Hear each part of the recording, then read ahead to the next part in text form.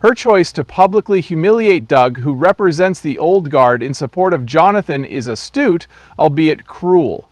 No matter the shape this new order takes, Rebecca is positioning herself to play a significant role in it.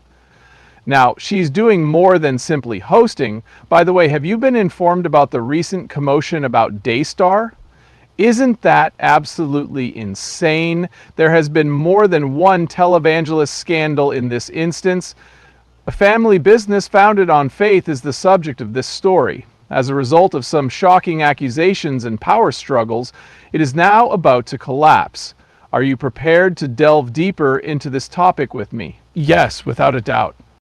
The fact that this is about more than just a family dispute and has the potential to alter the course of Christian media makes it all the more intriguing. Very well. Presenting Joni Lamb, the spouse of Daystar's creator. When it comes to televangelism, she's practically a legend. She also has a son named Jonathan. Things have gone disastrously wrong, even though it appeared he would take over initially. Daystar host Rebecca has done some pretty risky things that have thrown everyone off, so things are already crazy. Pause for a second and think about how meticulously constructed ideals of togetherness and devotion form the foundation of this universe. I mean, look at how her and Jonathan are ruining those pictures, aren't they?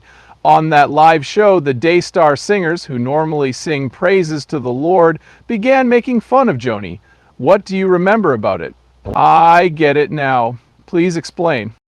It was blatantly obvious.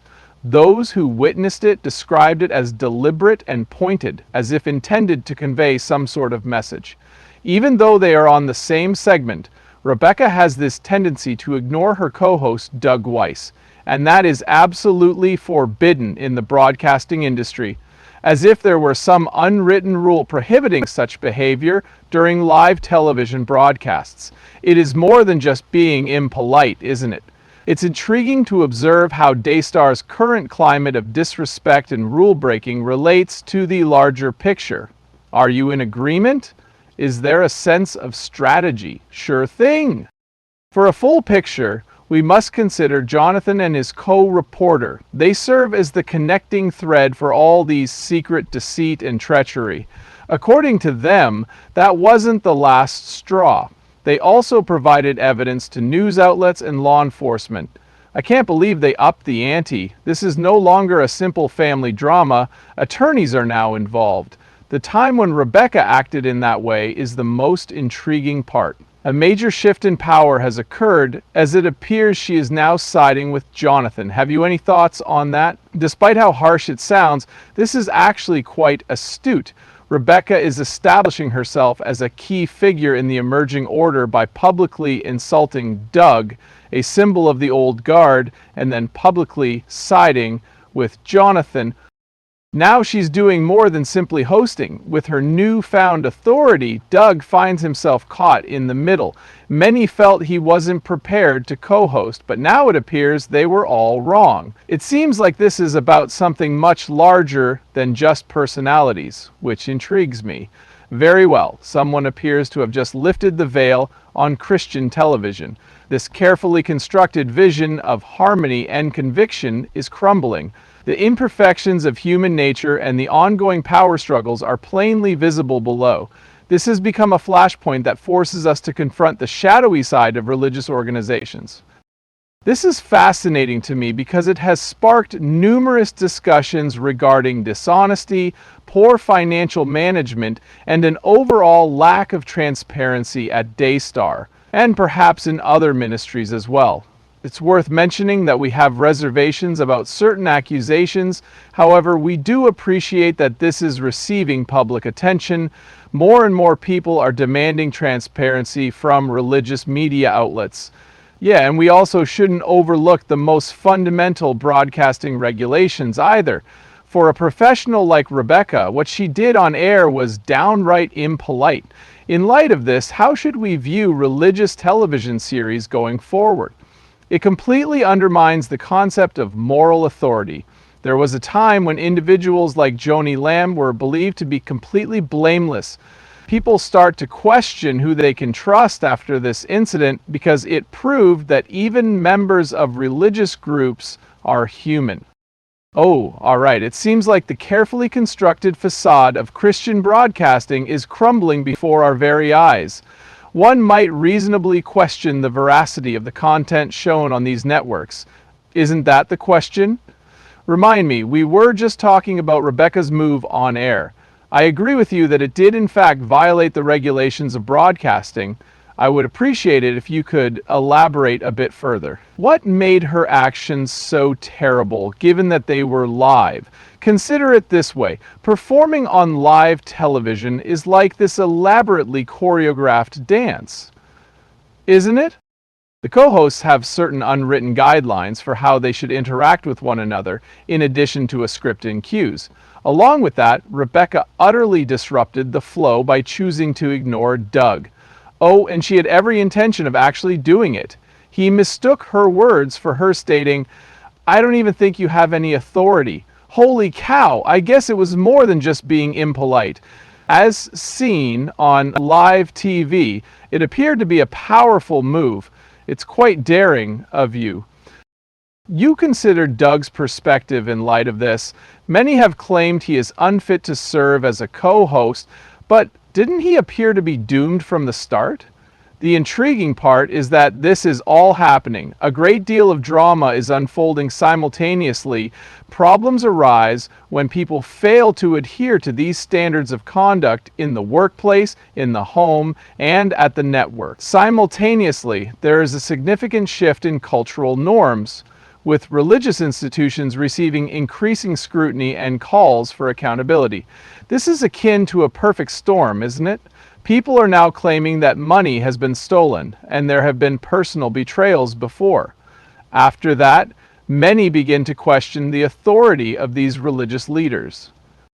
Some shocking incident involving a total violation of broadcasting rules occurs in the midst of it all.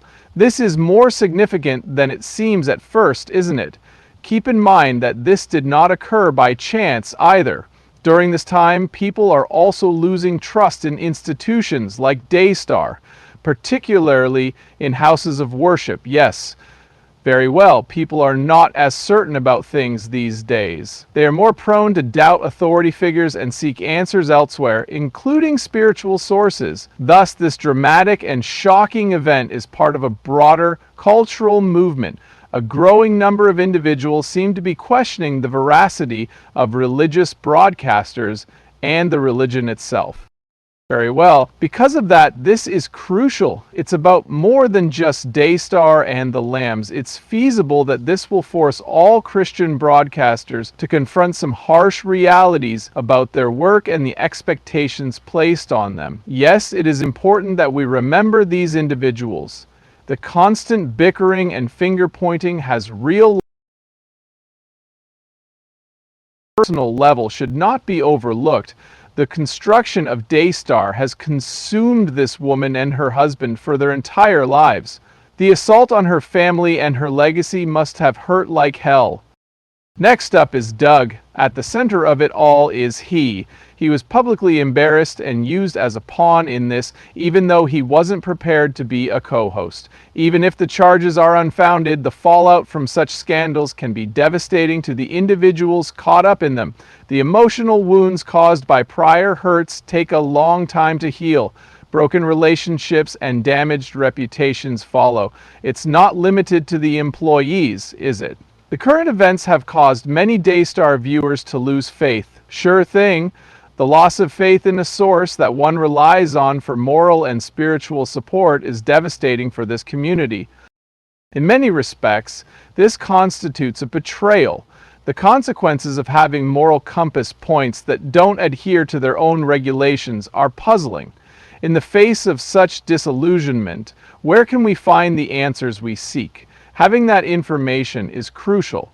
I don't have all the answers, but I do believe that this Daystar scandal can shake up the religious television industry and its viewers. Yes, I think so too. It encourages people to be more honest and accountable and to be prepared to confront difficult realities, even in religiously motivated settings.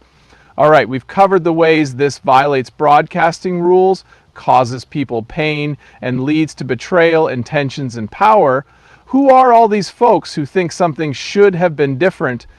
What do you think their demands are, and do you think they have the power to alter Christian television and radio? What a fantastic inquiry. Those who are advocating for transformation have distinct aims. It would be appreciated if they could be more forthright about their finances. Those in charge of the network would like to see more regulations imposed on them. Another desire is for Christian media to present a wider range of perspectives and voices. For that reason, it's not enough to hold certain individuals accountable. Changing the entire system is the goal. It's fairly ambitious. Indeed, do you genuinely think it's feasible? I think the Daystar event has created an opportunity for things to change, but it will be difficult. There is a great deal of public pressure on these networks to take action because of the insane amount of attention this is receiving. So the question becomes, will they seize this opportunity to make meaningful changes, or will they choose to disregard it and continue business as usual? The evidence that Jonathan and Zezi claim to have provided to the authorities and media is thus revisited. Are we referring to a specific type of proof? Would this, for example, put Daystar in legal hot water? Currently, that is the most significant unknown. Based on their statements, we do not yet have concrete evidence. However, it may consist of financial documents, internal emails, or even eyewitness accounts of misconduct. This holds great significance. Legal action, including potential criminal prosecution, is being considered. This might end up being quite costly for Daystar. Absolutely, and it could lead to their cancellation from the air. Indeed, it may also provide light on how to prosecute religious organizations. I am astounded. Whatever transpires here may alter the future of religious broadcasting, as this is uncharted territory. There's a lot to consider, and the future is still uncertain.